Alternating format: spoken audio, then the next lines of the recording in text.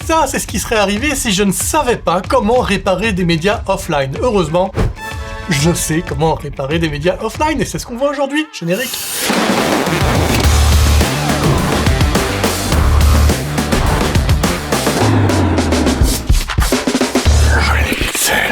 Bienvenue sur Jeux les Pixels, la chaîne de la post-production en général et de DaVinci Resolve en particulier. Vous l'avez tous déjà vu, ce fameux écran rouge qui fait peur, c'est horrible. Et des fois, on sait pas déjà comment c'est arrivé et de deux, comment le réparer. Eh ben, on va voir ça aujourd'hui. Alors, je vais d'abord importer ici dans ma timeline quelques petits médias. Ici, dans mon dossier médias, j'ai quelques petits trucs en rapport avec du feu. Et ici, j'ai quelques petits trucs en rapport avec du papier. Voilà. Et voilà, j'ai mes médias. Ils sont bien liés, je les vois à chaque fois, c'est super. Maintenant, qu'est-ce qui peut créer un média offline? La première chose, c'est si vous faites cette première bêtise-ci, à savoir par exemple, après avoir importé vos fichiers dans DaVinci Resolve, vous voyez Fireburst 2, vous dites, ouais, 2, pourquoi 2? Ça sert à rien, 2, j'aime pas 2, je retire 2, voilà, ça trop nul.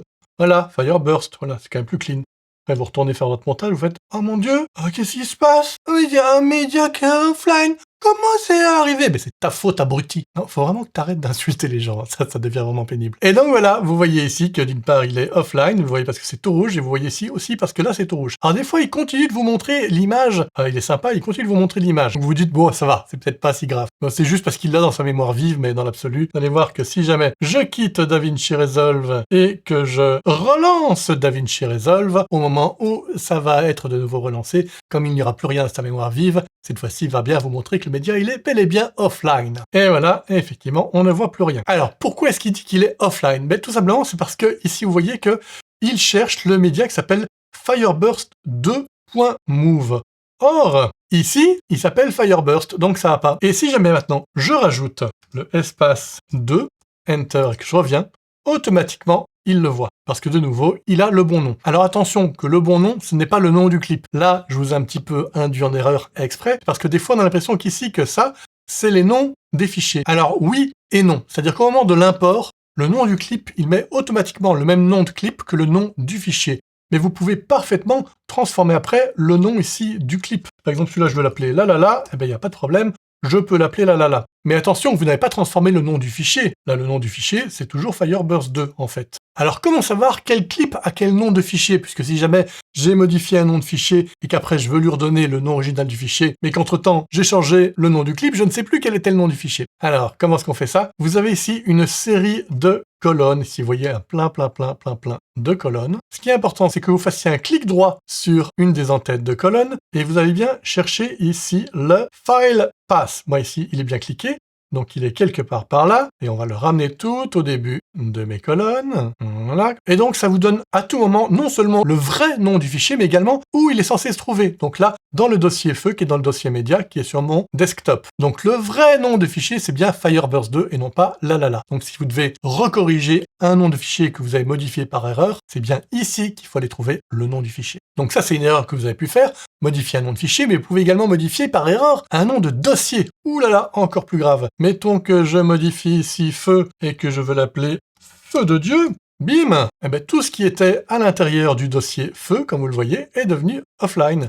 Ben donc là, pareil, j'ai qu'à aller retirer mon de Dieu, et boum, c'est réglé. Pareil, si je modifie le nom du dossier dans lequel il y a des sous-dossiers, dans lequel il y a mes fichiers, ben là aussi, ça change ça. J'appelle ça média positive. Vous voyez le jeu de mots, diapositive, pas rigolo du tout, on est d'accord. Voilà, du coup, tout est offline. Donc, vous avez compris le principe. En gros, arrêtez de modifier vos noms de fichiers et de dossiers. À partir du moment où c'est rentré dans DaVinci Resolve, ne touchez plus à rien. Mais si jamais vous avez touché à quelque chose, ben voilà, faut revenir en arrière. Mais des fois, ça arrive également que vous ayez le média offline alors que vous êtes certain, mais alors certain que vous n'avez absolument pas changé le nom de fichier et de dossier. Alors comment ça se fait? Comment ça se fait? Comment ça se... Calmez-vous. Eh bien, ça se fait parce que, également, vous voyez qu'il cherche le nom du fichier, mais également l'endroit où est ce fichier. Et donc du coup, qu'est-ce qui se passe si par exemple ici, mon Fireburst, je décide de le déplacer, je vais le mettre là, et vous revenez en arrière, et ben du coup, il est pas content parce que il le cherche dans feu, et il est plus dans feu, il est ici. Et automatiquement, vous voyez qu'il s'est rajouté également quelque chose dont je vous avais pas encore parlé, c'est ce petit bouton-là qui d'un coup est devenu rouge. C'est le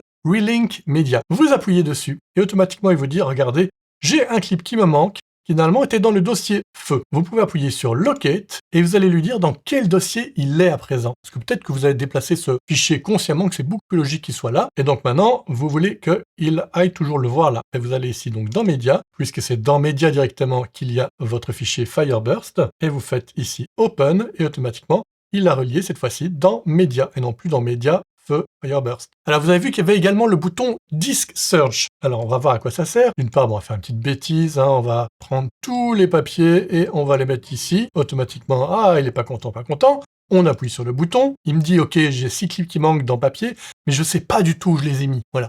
Aucune idée. Donc dit, comme je sais pas, je vais appuyer sur Disk Search et il va chercher à ma place. C'est-à-dire que là, il va chercher dans, a priori, tout votre disque pour chercher où ils sont. Je dis a priori, parce qu'il est censé chercher dans tout votre disque et même tous vos disques. Si vous avez des disques externes, il est censé chercher également dans vos disques externes. Sauf que chez moi, ça marche pas. Je sais pas pourquoi, mais mes disques externes, il va pas chercher quand j'appuie dans Disk Search. Bon, là, c'est pas grave pour ici puisque c'est sur mon disque interne, donc je vais faire effectivement Disk Search. Là, vous voyez qu'il lance une recherche, il recherche dans plein de dossiers ici différents. Ça peut prendre un certain temps, hein. Des fois il le trouve assez rapidement si... Et ben là, ça a été relativement rapide. Et vous voyez que c'est un petit peu plus long que si vous savez dans quel dossier sont vos fichiers, évidemment. Avant de voir la suite de comment traiter des médias offline, il est temps de vous parler de notre partenaire du jour. Il s'agit de Motion VFX. Motion VFX, vous les connaissez peut-être, il s'agit d'un fournisseur de tas de choses pour DaVinci Resolve, notamment des lookup tables, notamment des titres, des transitions, des effets. On a vraiment plein de choses à disposition pour un petit peu tout. Si vous faites des vidéos, des documentaires, si vous faites des vidéos de voyage, si vous faites des vidéos YouTube,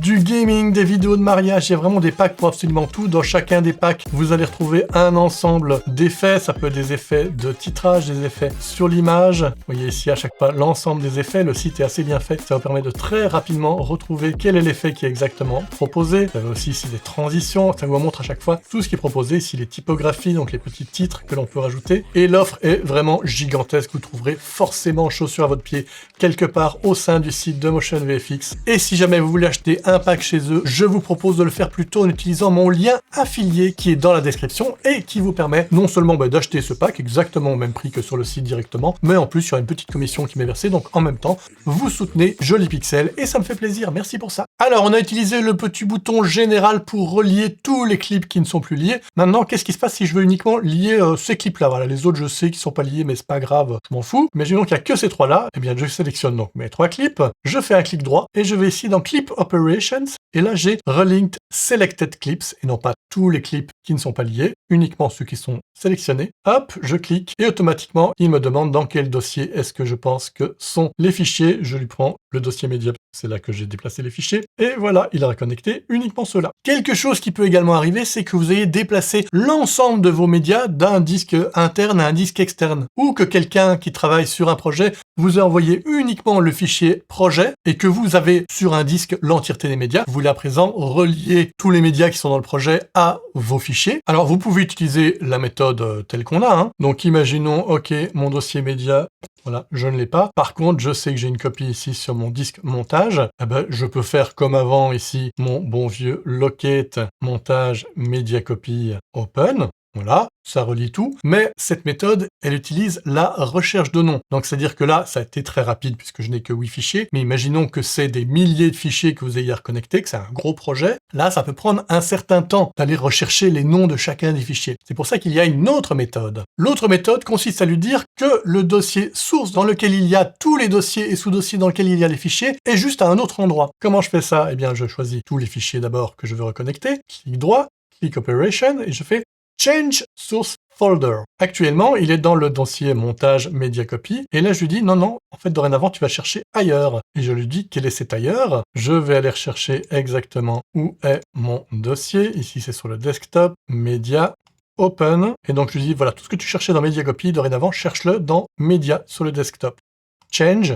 Et automatiquement, c'est refait. Et vous voyez qu'effectivement, il a remodifié le nom du chemin de fichier. Ça, c'est la méthode la plus rapide, comme je vous disais, si vous avez énormément de fichiers. Sinon, la méthode habituelle fonctionne très bien. Alors, vous avez vu ici que quand je fais Clip Operation, on a refait un Relinked Selected Clips, mais il y a également un Replace Selected Clip. C'est quoi la différence entre les deux? Le relink, il va toujours chercher exactement le même nom de fichier que le fichier original qui était associé à votre clip. Donc le nom qui est dans la fameuse colonne File Path. Alors que Clip Operation Replace Selected Clip, ça va le remplacer par n'importe quel fichier. Donc d'une part, c'est une autre méthode pour aller relinker des fichiers dont vous avez modifié le nom, remodifier le nom au nom original, soit faire un replace par le même fichier qui a juste un autre nom, ça c'est une façon de faire. Mais également, ce replace, ça vous permet d'utiliser un fichier à la place d'un autre. Et donc il va se retrouver exactement au même endroit sur votre timeline. Donc imaginons que ce fichier-là, avec les dollars, là, j'en veux pas, je trouve ça trop matérialiste, ça m'énerve, je ne veux plus de tout ça. Ici, je fais clic droit, je fais Find in Media Pool, comme ça il me montre le clip dans le Media Pool. Là, je fais un clic droit, Clip Operation, Replace Selected Clip, et je vais aller choisir un autre clip. Moi, je vais le modifier par un de mes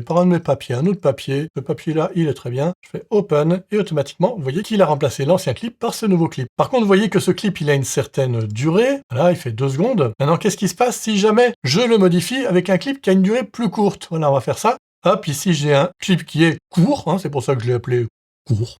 Il fait juste 1 seconde, donc il est plus court. Regardez ce que ça fait. Ça garde bien la même durée de clip. Mais vous allez voir que ce clip, en fait, au début, c'est un clip qui bouge, et puis il fige la dernière image. De manière à ce que jamais votre timeline ne soit modifiée. Le principe de Replace Selected Clip, c'est vraiment de ne pas toucher à votre timeline, de juste changer le contenu du clip. Maintenant, si vous voulez pas la partie avec un gel d'image, ben, il n'y a pas de problème, vous n'avez qu'à le modifier et revenir en arrière, voilà, pas de souci. Mais de base, il vous rajoute ce gel d'image enfin pour que ça fasse la même durée. Et sachez également que vous pouvez complètement ici remplacer un clip vidéo par un clip qui n'est pas vidéo, par exemple par une image. Voilà, quelque chose de bleu, ouf, pas de problème, ça peut être une image aussi, il n'y a pas de problème. Voilà, l'image qui fait peur, à présent, ne vous fait plus peur, c'est super. Vous voulez une autre vidéo comme ça, comme celle-là? Eh bien regardez-la, salut.